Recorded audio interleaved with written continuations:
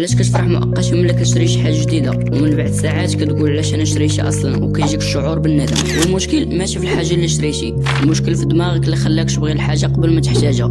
وكاين سبب مخفي اللي كيخليك تشري حوايج ما محتاجهمش ومن بعد كتندم.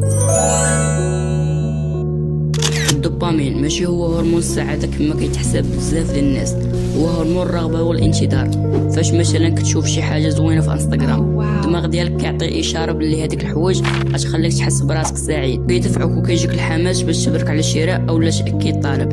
حتى الا كلشي مزيان وغتقول لي فين كاين المشكل، وانا غنقول لك الا فين تقاول في اكبر تقاولي في حياتي. حاجه النشوه واللذه الحقيقيه كتحس بهم في اللحظه ملي كتبرك فيها على الشراء، ماشي فاش كيوصلك المنتج للدار كما كيتحسب بزاف ديال الناس.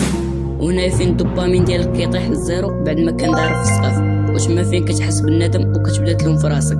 وفي نفس اللحظه كيخدم عقلك المنطقي اللي كيقول لك هاد الحوايج ضربنا عليهم شمارة وفي الاخر خسرتهم في حوايج ما محتاجهمش. ولكن ما تخاف، جبت لك الحل. ولكن قبل ما ندوزو الحل، دير معاك سيف لهذا الفيديو وخبيه عندك باش ترجع ليه وتفكر راسك المره الجايه قبل ما تطير لك فلوسك وخوي جيبك وتطيح في نفس القالب. الحل العلمي للمشكله حساب القيمه بالجهد ماشي بفلوس. تقول لي كيفاش؟